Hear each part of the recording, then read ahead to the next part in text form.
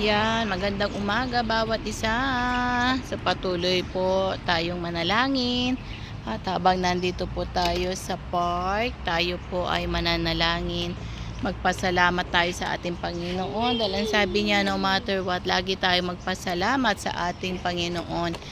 Dahil siya lang po ang may alam, 'di ba? Marami po ang mga nangyayari, marami ang yung minsan nagtatanong tayo sa sarili natin, bakit nangyari, bakit si ganito mapalad, bakit si ganito binibless, tapos ikaw parang hindi, parang ganon, di ba? Pero alam natin na may ginagawa po ang ating Panginoong Jesus sa buhay natin. He knows the future. God knows our future, okay? So, wag po nating kainggitan ang mga iba, 'di ba? Kundi go on tayo kasi soon, panapanahon lang 'yan. Sabi nga sa Ecclesiastes, maaring sila yung panahon ng pag-aani nila, susunod na naman po is tayo naman, 'di ba? So, napakabuti ng ating God. So, tayo ay manalangin po, dakilang Diyos. Salamat po sa oras na ito.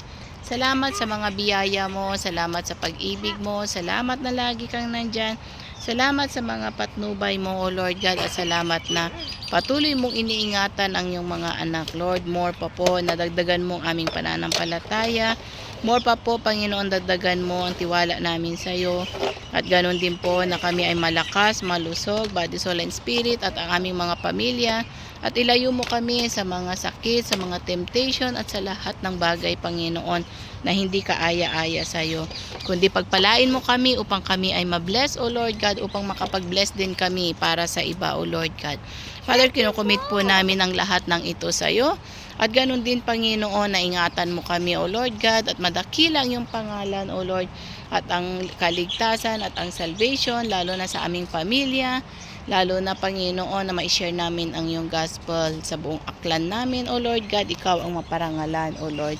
Maraming pong salamat, Panginoon, dahil ikaw ay tapat na Diyos, mapagmahal. At salamat, Panginoon, na ginugunita namin ang Pasko, na ibinigay mo ang bugtong mong anak upang ang bawat isa ay magkaroon ng buhay na walang hanggan.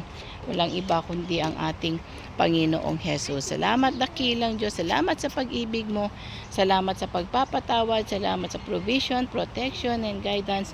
At patuloy na nandyan ka. Muli, O Lord, aming tinataas ang iyong dakilang pangalan. Ito po aming nihiling sa matamis na pangalan po ni Jesus. Amen and amen and amen. Sumuli po, shalom, shalom. May the Lord God bless you. And Merry Christmas. Bye for now.